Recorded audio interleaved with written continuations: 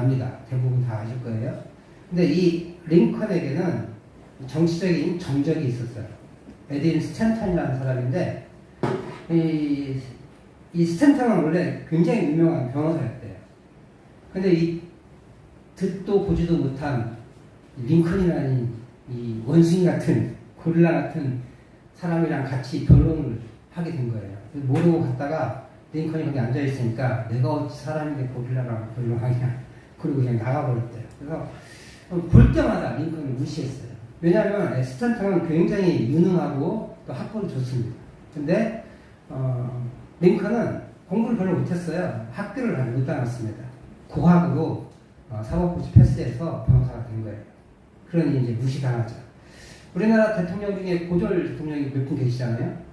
그분 중에 한 분이 변호사였는데 그분이 좀 이렇게 개혁 기질을 발휘하니까 다른 사람들이 뭐라고 하냐면 저분이 대학에 못 나와서 저러냐고 그랬어요. 우리나라 사회에도 변호사였고 대통령임에도 불구하고 그가 대학을 안 나왔다. 고등학교를 졸업하고 변호사 시험을 치렀다고 하는 험을 잡아서 무시하는 경향이 있었어요. 근데 이 당시에도 그랬던 것 같아요. 이 스탠턴이라는 사람이 굉장히 에일리티 의식이 있어서 그리고 얼굴도 못생긴 링컨에게 뿔린 것 같은 느낌이 들어서인지 나는 저 사람과 동급이 될 수 없다. 이렇게 하면서 계속 비방을 합니다. 근데 신기하게 계속 정치적으로 만나는 거예요.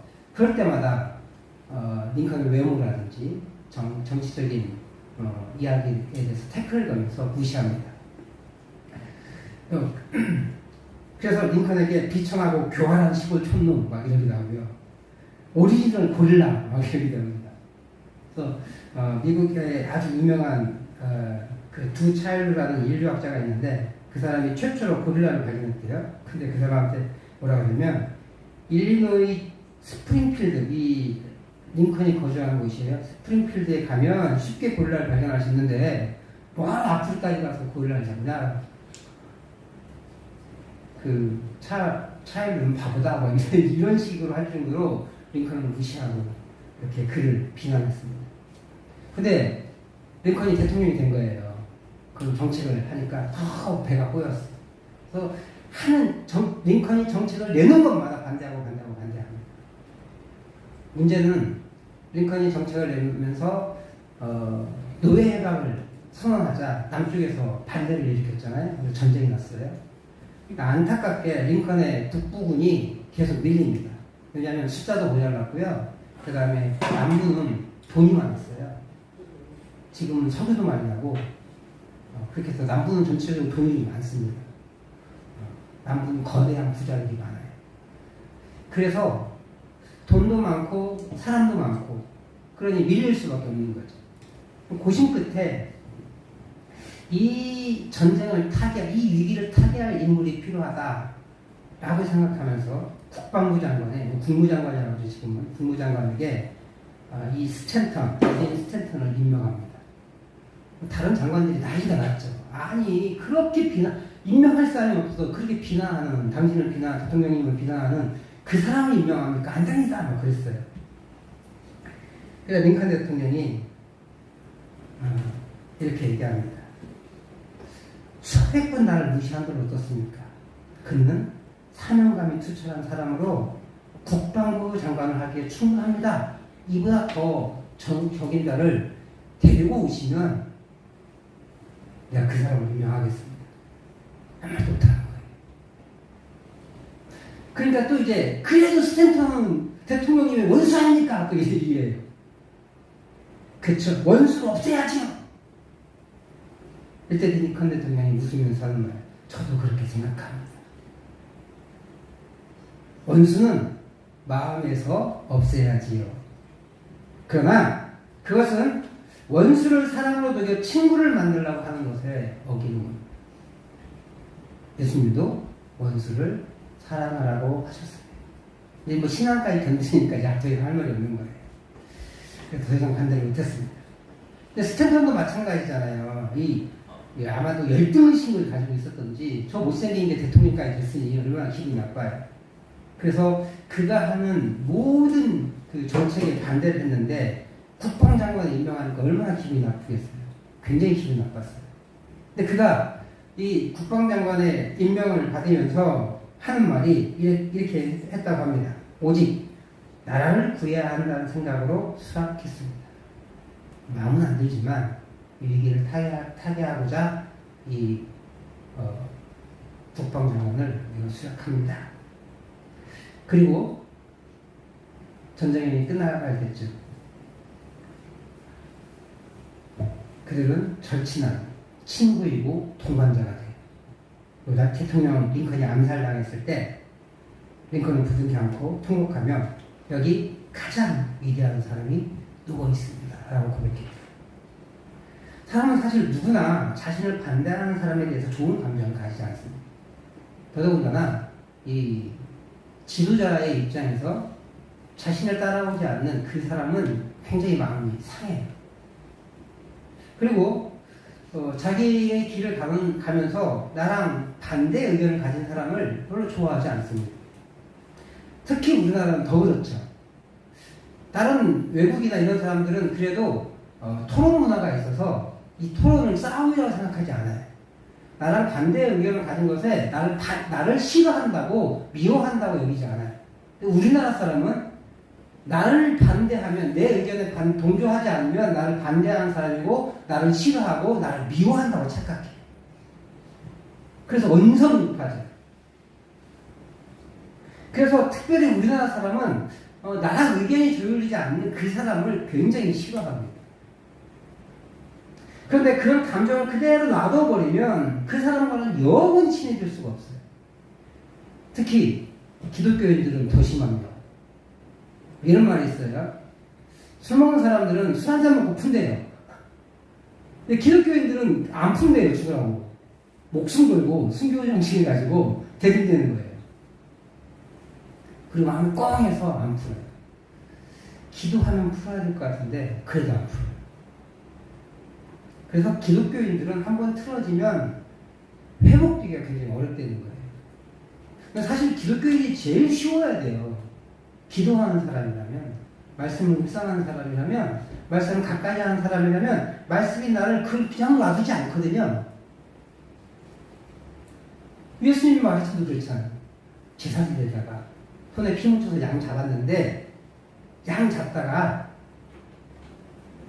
싸운 게 생각나면 이 손을 씻고 가서 화해하고 돌아와서 다시 제사 지내라. 이렇게 말씀하셨어요. 그런 말씀이 마음에 새겨지면 우리는 당연히 그 마음에 반응을 해야 되는데 반응하지 않는 데가 참 많다는 거예요. 근데 링컨 대통령은요, 자신의 감정보다 국가를 위해 헌신한 사람을 찾았고, 스탠턴 역시 자신을 국방장관으로 세운 대통령은 싫지만, 그 인물은 싫지만, 나라를 구해야겠다는 정신을 가지고 있어서 어려운 난국을 타개하고 남북전쟁을 승리로 이끕니다. 그래서 노예를 해방하는데 일조합니다. 감정에 의한 대인관계는 그 관계를 망쳐요. 그러나 좀 더 넓은 관계, 그리고 좀 더 공동의 목적을 가지고 대하는 그 대인관계는 관계를 개선시킬 수 있습니다. 오늘 바울 사도는 자신을 잡고 있는 천부장 루시아를 통해서 다시 한번 유대인들 앞에 서게 돼요. 오늘 처음 듣는 청중들을 위해서 잠깐만 소개하면, 바울은 이제 자신의 사역을 좀 마무리하면서 예루살렘에 들렀다가 로마를 가고 싶어 했어요. 그래서 우여곡절 끝에 예루살렘에 들렀습니다. 예루살렘에 들러서 유럽 교회가 헌금한 헌금으로 구제를 하고, 그리고 그 교인들과 교제하는데 유대인들이 괜한 트집을 잡아서 그를 죽이려고 했어요. 그리고 그것을 보호하기 위해서 천부장 루시아라는 사람이 그를 요새로 데리고 갑니다.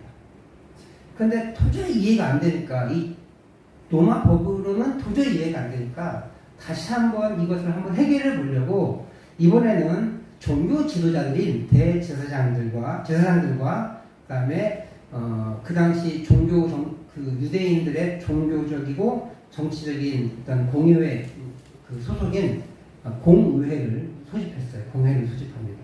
그러면 70명의 어떤 지도자들이 모여지는 거예요. 제사장들과 70명의 그 의원들이 모여서 다시 한번 변론의 기회를 줍니다. 근데 오늘 이 본문을 읽어보면서 느끼는 두 가지 문제가 있는 것 같아요. 먼저는 바울 사도가 대제사장 아나니아와 대화하다가 굉장히 격분하는 거예요. 그리고 바로 꼬리를 내려요. 바울 사도가 그런 정도의 사람이 아닌데 좀 이상합니다. 두 번째는 이 자신을 반대하는 앞에 있는 사람들이 정치적, 신학적으로 이 의견이 있다는 걸 알고 그것을 이용하는 그런 모습처럼 보입니다. 약간 평소에 바울 사도의 모습과는 달라요. 약간 이기적이고 조금 사람들을 이간질하는 그런 모습처럼 보입니다. 그리고 섣부르게 판단하고 그리고 그 혈기를 부리고 물론 거룩한 의분을 내는 사람이면은 분명하지만 그리고 그 의분을 가지고 복음을 전하는 사람이면은 분명하지만 조금 바울 사도가 좀 섣부른 감이 있었던 것 같아요. 그렇게 표면적으로 보여요. 근데 왜 그렇게 바울 사도는 이렇게 그런 행동을 했을까? 이간질하는 건 굉장히 못된 행동이잖아요. 그런 행동을 했을까? 그리고 바울 사도의 이런 모습을 우리는 어떻게 이해해야 할까? 진짜로 바울 사도는 그렇게 섣부르게 행동했고 이간질을 해서 자신의 위기를 모면하려는 그런 파렴치한인가? 그리고 그 행동을 통해서 우리는 우리를 반대하는 사람들이 어떤 태도를 취해야 할 것인가에 대해서 살펴보도록 합니다. 이제 70여 명과 제사장들이 모인 그 공회 앞에서 이제 발언할 기회를 얻은 바울 사도가 자신의 행동을 변호합니다. 그건 딱 한마디 했어요. 근데 그 딱 한마디 했을 뿐인데 곧바로 사도의 입을 저 인간 입을 쳐! 이렇게 얘기하는 거야. 근데 이에 격분한 사도가 엄청난 저주를 퍼고 율법을 수호한다고 하면서 율법을 어기고 있다고 하면 이렇게 함부로 사람을 판단하고 정죄합니다. 왜? 먼저는 왜 대제사장이 그렇게 한마디 했을 뿐인 바울에게 입을 치라고 호통을 했을까? 그리고 바울 사도 역시 엄청난 저주를 퍼부었을까? 좀 생각해보자 합니다. 물론 이 대제사장 아나니아라는 사람이 좋은 사람은 아니에요. 그 엄청나게 그 뒷돈 받아먹은 그런 사람이래요. 아주 좋은 사람, 아주 나쁜 질 나쁜 사람이. 그럼에도 불구하고 그 율법을 지키려고 하는 그런 욕심은 있는 거예요. 그런데 이 바울이라는 사람은 그런 사람은 아니거든요. 자기가 판단하기에. 그래서 그 인물은 하나님을 능력한 사람이라고 생각하고 있었던 거예요. 바울 사도의 주장을 그들은 이렇게 이해했어요. 율법을 지키지 않아도 되고 할례를 받지 않아도 된다. 그렇게 가르쳤다고 알고 있었거든요. 근데 그런 그가 하나님을 섬겼다고 하니까 열받잖아요. 그래서 저희 나가라. 저희 좀 심하게 말해서 저 주신 찢어버려 가는 거예요.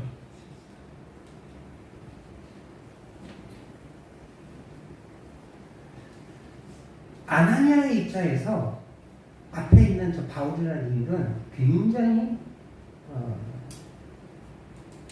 부족한 사람이고 나쁜 사람인 거예요. 그래서 심판을 받아야 한다. 그 입술을 쳐라고 이렇게 그 말을 못하도록 하고 있는 거죠. 근데 한편 바울 사도는 그가 대제사장인지 몰랐대요. 뭐 어떤 이유인지는 알 수 없어요. 뭐 여러 가지 설이 있습니다. 바울 사도가 눈이 안 좋았다고 그랬잖아요. 눈이 안 좋았는지도 몰라요, 사실은. 근데 눈이 안 좋았을 것이다 추측을 합니다. 담에서부산에서 햇빛 받아가지고 빛 받아가지고 눈이 뭐 이렇게 안전이 걸렸을 거다, 뭐 간질일 것이다, 막 여러 가지 추정을 하는데 눈이 안 좋았을 것이라고 추정하는 사람은 눈이 흐릿해서 저 사람이 이렇게 흰 옷을 제사장복을 입었는데 저게 뭐 벽인지 아닌지 잘 몰랐을 거다 이렇게 말하는 분도 계시고 아마도 급하게 소집되었고 공회의 장소가 아니어서 아마 이 대제사장이 대제사장복을 안 입었을 거다. 그렇기 때문에 몰랐을 것이다. 라고 하는 분도 계세요. 또 어떤 분들은 저라면 대제사장이 되면 안 돼! 라고 해서 무시했다고 하는 말도 있는데 제가 볼 때 이건 좀 오버 같아요. 어쨌든 바울 사도는 눈이 안 보였든지 아니면 제사장이 옷을 안 입었든지 해서 그분을 못 알아본 거예요. 근데 지금 이 사람들은 어떤 사람들이에요? 바울이 율법을 안 지켰다고 율법을 안 지킨 것에 대한 죄를 정하고 그렇게 해서 심판을 하려고 하는 사람들이잖아요. 근데 바울 사도가 한마디 했어요. 그리고 바울 사도의 죄가 판결받지 않았어요. 근데 지금 입을 치하라고 했잖아요. 그 말은 저 사람을 벌해라 이런 뜻이거든요. 단순히 입을 막아라 이 정도가 아니라 사실은 채찍질하고 그 사람이 다시는 말하지 못하도록 그렇게 혼쭐 내줘라 이런 뜻이거든요. 그러니까 형벌을 가해라 이런 뜻입니다. 근데 어떤 이유인지 알 수 없지만 그가 대제사장인지 알지 못했고 그래서 주변 사람들이 네가 대제사장을 가면 욕하냐 라고 하니까 아 죄송합니다 이렇게 바로 꼬리를 내리죠. 그것이 바울 사도의 진정한 태도였어요. 하나님의 어쨌든 어떻게 세워진지 알 수 없지만 사실 이 아나니아는 정치적으로 대제사장이 되거든요. 그 당시에는 그렇게 헤롯 왕 이후에 대제사장은 돈 주고 사고 파는 그런 자리가 됐어요. 예수님 시대 이후에는. 그 전까지는 그나마 이렇게 쭉 법으로 따라왔는데 예수님 시대 어감부터는 돈 주고 사고 파는 장소가 됐어요. 아마도 그것도 이제 바울 사도가 없는 줄 알았겠죠. 그럼에도 불구하고 어쨌든 간에 대제사장을 세워졌으니까 그것을 존중해주고 인정해야 하는 거예요. 이 사람이 부족한 줄 알지만. 서로의 입장은 완전히 달랐어요. 그리고 대제사장이 하나님의 뜻에 의해서 그렇게 체계적으로 원래 법대로 그렇게 되지 않은 것도 알아요. 근데 그도 유대인으로서 하나님의 세우신 질서를 허물어뜨리지 않게 해서 비방금지법을 언급하는 거예요. 정책적으로 반대할 수는 있을지 모르지만 그 사람 자체를 비방하지 않는 거예요. 요즘 우리나라 대통령이 요걸 좀 많이 먹고 있고 저는 생김새부터 저도 별로 안 좋아하는데 그 사람의 인품이나 성품 솔직히 대통령으로서 마음에 안 들긴 해요. 제 개인적으로는. 그걸 가지고 우리가 그것이 기분 나빠서 그분을 싫어할 게 아니라 그분의 정책이 어떻게 싫은지를 내 스스로 판단할 줄 알고 그 정책이 마음에 안 들 때 목소리를 낼 수 있어야 돼. 괜히 저 못생긴 뭐 이러면서 뭐 생긴 것도 이상해 뭐 이러면서 그 사람을 싫어할 게 아니라 그 사람의 정책이 뭐가 문제 있다 판단할 줄 알아야 된다는 거예요. 그리스도인으로 살려면요 그렇게 생각하고 물론 민주시민으로 사는 것 소양이 그렇지만 우리 그리스도인이 그런 소양조차 없으면 안 된다는 거예요. 남의 말 쉽게 듣지 마시고 그분의 정책이 뭐가 잘못됐을까 이 사람 소리도 들어보고 저 사람 소리도 들어보고 라고 할 필요가 있어요. 왜 대통령을 욕하는지 왜 대통령을 칭찬하는지 골고루 들으세요. 그리고 내가 판단하시면 돼요. 바울 사도가 그랬다는 거예요. 처음엔 몰랐어요. 그래서 함부로 비난했는데 그가 자신을 지도해야 하는 대제사장님을 인정한 거예요. 그러니까 죄송합니다. 제사장이 몰랐습니다. 하나님이 이런 사람을 비방하지 말라고 그랬습니다. 딱 하면서 바로 사과를 하는 거죠. 바울 사도가 엄청 자존심 센 사람이에요. 근데 바로 꼬리를 낸 이유는 자신의 잘못을 인정하는 거예요. 그리고 자신이 옳다고 믿는 건 절대 수그리지 않습니다. 그래서 감히 베드로 사도까지 막 비난하고 욕하잖아요. 도망갔다. 우리는 우리보다 높은 지위의 사람을 대할 때 그의 행동이 못마땅할 때 그의 지위를 인정하지 않을 때가 있어요. 그래서 헐뜯고 비방하여 분란을 일으키고 문제를 야기시킵니다. 그러나 그의 행동이 정당하지 않아 보일지라도 함부로 비방하는 것은 유익이 안 돼요. 특별히 종교 지도자라면 더더욱 그래요. 그것을 악용하는 목회자들도 문제지만 내 감정에 의해서 조금 기분 나쁘다고 그분의 소리를 다 귀담는 것도 문제예요. 또 다른 사람들, 나와 관계를 맺어가는 그 사람들이 나와 다른 의견을 가졌다 할지라도 상대를 존중하고 인정하는 태도가 요구입니다. 그리고 바울 사도가 그것을 보여주고 있어요. 다시 말하지만 정책 같은 것에도 의견을 제시하지 말라는 말이 아니에요. 지도자의 지위에 비난과 헐뜯는 것을 삼가라는 말이에요. 이렇다고 또 어떤 분은 그럽니다. 저분이 지금 저 대통령을 좋아하는구나. 아니요, 저 좋아하지 않습니다. 제가 원래 이런 얘기도 안 하는데 오해하실까봐 그러는 거예요. 바울 사도는 그렇게 자신의 실수를 인정하고 사과하고 공회를 존중합니다. 그리고 이스라엘의 종교 지도자인 대제사장을 존중해줍니다. 그 사람을 존중해주는 게 아니라 그 사람의 직분을 존중해준 거예요. 그 질서가 유지되고 있기에 존중하되 자신의 사명인 복음 전파를 하고 있을 뿐이에요. 그 사람이 못하고 그 사람의 말을 믿은 게 아니에요. 따른 게 아니에요. 그 사람이 대제사장이 있다고 그 사람의 말을 따른 게 아니라 지금 바울사도 뭐라고 했어요? 여전히 그들 앞에서 복음을 대변하고 있는 거예요. 그러면 우리가 다른 종교를 가진 분들을 무시하고 그 종교를 비난하기보다는 조금 어렵더라도 우리의 복음을 온전히 전하기만 하면 돼요. 그렇게 존중을 통한 복음 전파가 오히려 시급함을 느낍니다. 바울 사도가 그들의 부족함을 왜 논리적으로 얘기하지 않을 수 있겠어요? 이제 대제사장은 없어졌다. 오직 우리의 대제사장은 예수 그리스도가 설명해야 되죠. 바뀌었는데 하나님께서 그 제도를 바꾸셨는데 근데 자신은 그 제도를 허물지 않는 거예요. 아직 하나님께서 그 제도를 남겨놓으셨기에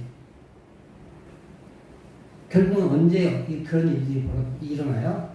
70년에 로마의 디도장군에 의해서 그 예루살렘 성전이 완전히 회파되면서 그 일이 일어나는 거예요.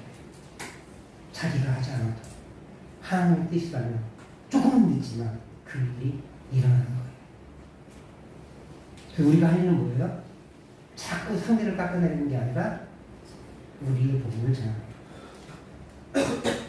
두 번째로 보면 바리새인과 서기관에 관련된 얘기예요. 이제 그 시선이 이제 첫 번째는 막혔어요. 자신을 변호하고 복음을 증거하려고는 했던 말이 단 한마디로 막혔어. 저 이거 차! 이 한마디에 끝난 거예요. 이제 그러면 이제 어떻게 그 다음 방법을 도출해야 됩니다. 이제 이 앞에 앉아있는 사람들의 모습을 보게 되는 거예요. 한쪽은 사두개인들, 한쪽은 바리새인들이에요. 뭐 사두개인이 어떤 사람이고 바리새인이 어떤 사람이고 다 설명하기는 시간이 걸리지만 이 사람들은 신학적 성향이 완전 다릅니다. 성경에도 나와 있는데 8절 말씀을 한번 읽어보도록 하겠습니다. 시작. 이는 사두개인은 부활도 없고 천사도 없고 영도 없다 하고 바리새인은 다 있다 합니다. 이 사람들은 같이 유대교를 섬겨요. 그리고 70명의 그 공회 의원이에요. 그러니까 이스라엘의 종교적인 그리고 정치적인 모든 일을 결정하는 우리나라 국회에 해당하는 그러면서 우리 교단 총회 목사님들에 해당하는 그런 일을 겸직하는 사람들이란 말이에요. 근데 그 우리나라 정치의 야당과 여당이 있듯이 이분들도 신학적으로 바리새인파, 즉 부활도 있고 천사도 있고 영도 있는 바리새파가 있고 그 다음에 그런 것들이 다 없는 현세만 중요한 이 사두개인이 있기 때문에 아마도 사두개인은 제사장 계열이었을 거예요. 사독 계열의 제사장들이 제사장 가문 형성된 그래서 권위 있고 힘 있는 가문이었을 거예요. 근데 그 사람들은 자신이 그렇게 종교 제도로 살지만 죽으면 끝이지 이런 약간 유물론적 사상을 가지고 있었던 것 같습니다. 근데 핵심은요, 둘 다 뭐 하는 사람들이에요? 율법을 온전히 지키고 율법의 정신을 세우고자 하는 사람들이었다는 거예요.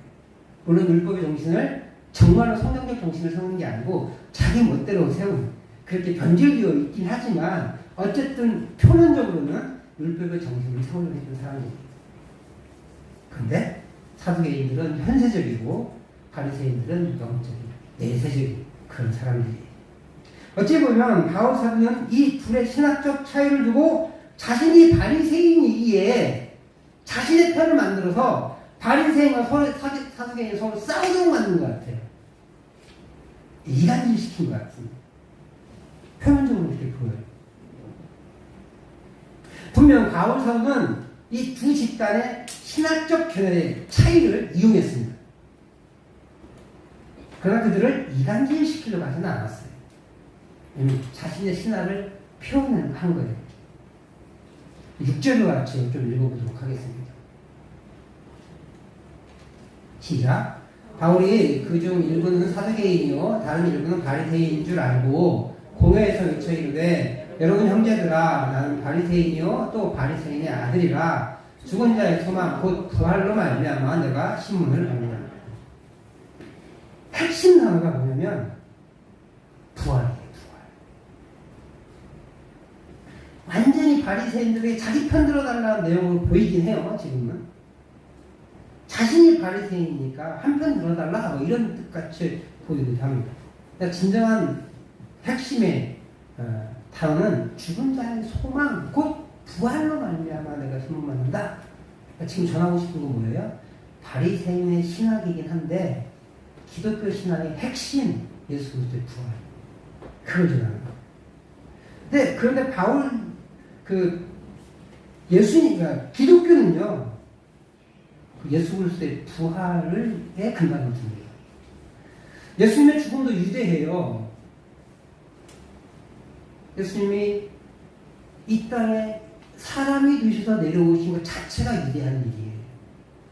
우리가 개를 가지고 돼지가 되고 개가 되어야 한다고 하면 누가 되시겠습니까? 차라리 자살해서 죽지 않겠어요? 예수님 기꺼이 그걸 하셨어요.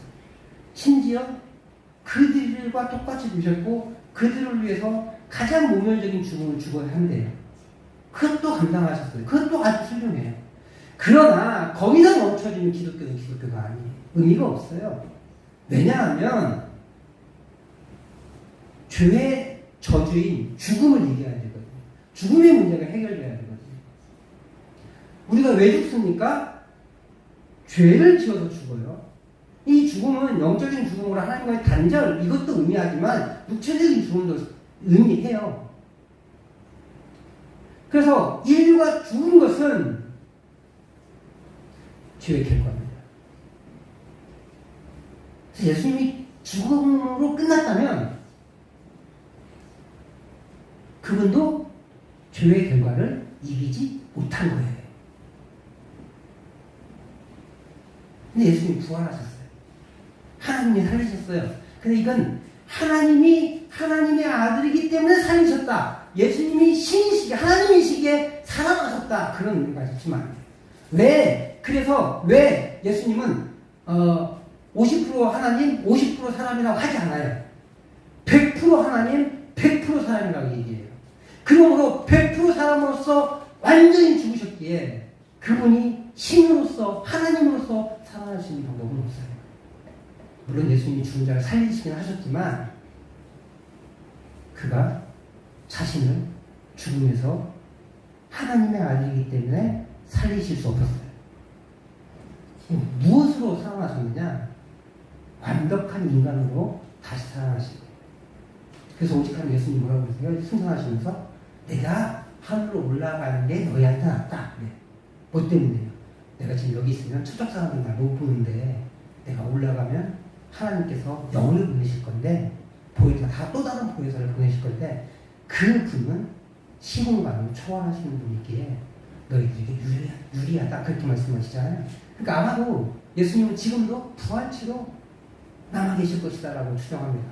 뭐 알 수 없어요. 근데 우리가 본 그대로 다시 오신다고 하셨기에 부활체의 모습을 가지고 계시지 않을까 라고 추정할 수 있어요. 다시 말하지만 예수님이 부활하지 않으셨다면 기독교는 존재 이유가 되지 않아요. 기독교는 고난의 종교가 아니라 십자가의 종교가 아니라 십자가를 통해 죽으셨지만 그 죽음을 이기신 부활의 종교예요. 저는 그래서 성탄절보다 부활절이 기독교에 훨씬 더 중요한 의미를 가지고 있다라고 믿는 교제예요. 그런데 사두개인은 그것을 믿지 않아요. 바울사도 이것을 인정할 수가 없는 거예요.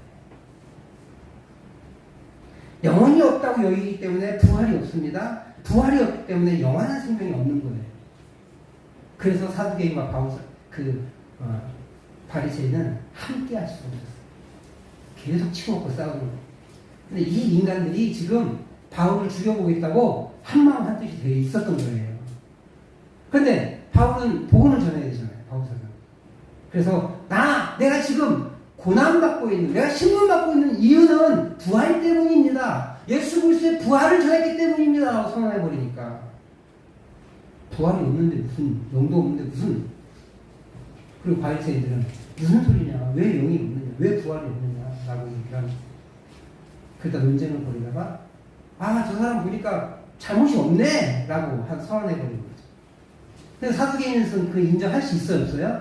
없으니까 막 치고받고 싸우는 거예요. 얼마나 격렬했는지 한 7, 80명 모인 거잖아요.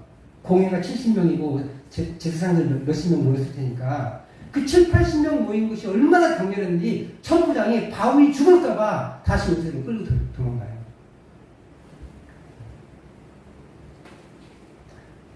사도는 구원의 핵심 교리인 부활을 선언한 거예요. 두 번째 땅을 부연시키기 위해 비열한 조장이 아니라 자신이 바리새인이어야 하는 이유를 제시합니다. 저희 출생의 바리새인을 얘기하는 게 아니에요. 그것도 의미하지만 바리새인의 아들이라는 표현은 내가 바리사파의 신학을 인정하고 존중하고 믿습니다라고 고백하는 고백이거든요. 그러니까 사도 바울이 바리새인이기 때문에 하나님의 선택을 받았을 수 있어요. 사두개인이라면 예수 그리스도의 부활을 전할 수가 없어요.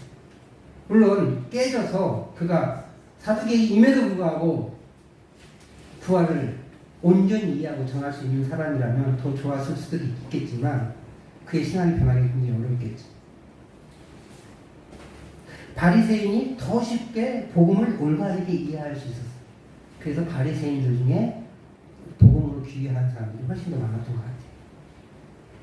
바울사는 지금 자신이 위기에 처해 있음에도 불구하고 편법으로 위기를 탈출하고 하지 않아요.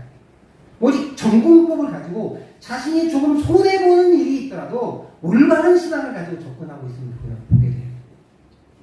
그래서 이간질하고 무시하고 격분하고 이런 것이 아니라 존중하고 인정하고 정의롭게 그의 신앙을 이야기하고 전하고 있는 것을 보게 됩니다. 그래서 오늘 본문을 오해해야 할 만합니다.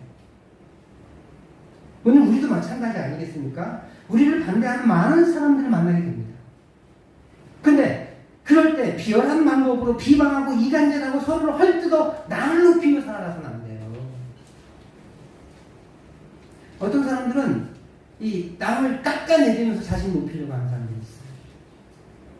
기독교인의 바람처럼 기독교인뿐만 아니라 일반 사람이더라도 이런 처사는 바람직하지 않습니다. 오래가지 못합니다. 사람들이 나를 미워하고 싫어하고 배척할 뿐입니다.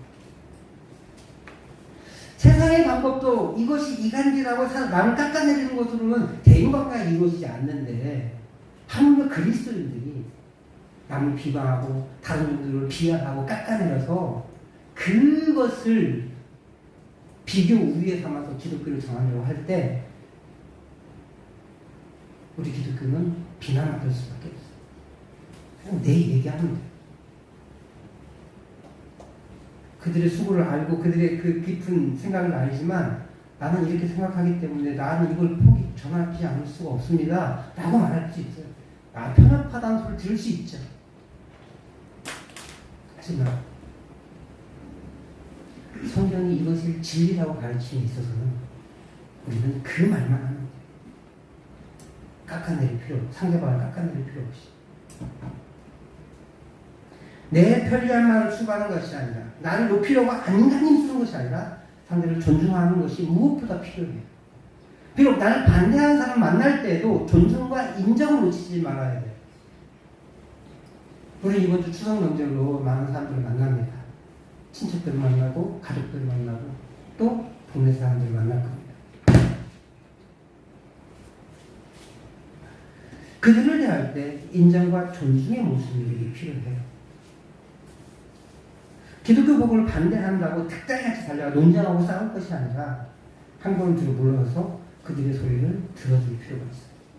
왜 그들이 기독교 복음을 비난할까요? 솔직히 우리가 잘못 살아서 그래요. 목사님들이 잘못 가르친 게 좀 있었고, 저를 비롯해서 포함해서 목회자들이 잘못 가르친 것도 있고, 목회자들이 잘못 산 것도 있고, 우리 성도들이 잘못 산 게 있어요. 그렇기 때문에 그 비난을 감수할 수 있어요. 그 소리를 겸허히 듣고 내가 고쳐야 할 부분이 무엇일까 판단할 수 있어요. 그렇다고 그들과 타협하는 말은 아닙니다. 바울 사도는 사두개인의 신학을 인정할 수 없었어요. 사도는 자신을 바리새인이고 자신의 신학이 온전한 복음을 설명하는 길임을 분명히 알았어요. 그렇다고 사두개인을 비방하고 깎아내는 일을 하지 않았다는 것을 우리가 기억해야 합니다. 내일 밤에 그리고 수요일까지 우리 만나는 많은 비신자들과 관계에서 그들을 적대시하지 마세요. 그렇다고 그들의 모든 말이 옳다고 인정하지도 않아야 합니다. 다만 인격적인 존중과 배려를 할 줄 알아야 돼요. 우리 일이요 조금 한 1초 정도 늦어야 돼요.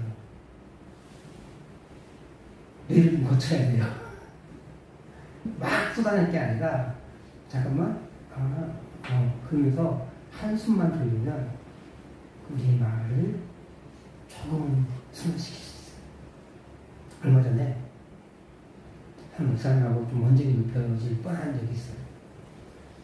근데 그 자리가 안 믿는 사람이 같이 있었거든요.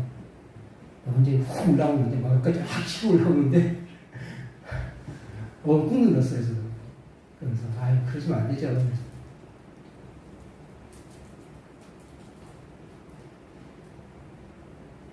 그 한숨만 참으면 그보다 나의 신학의 다름을 어떻게 줄일 수 있겠어요?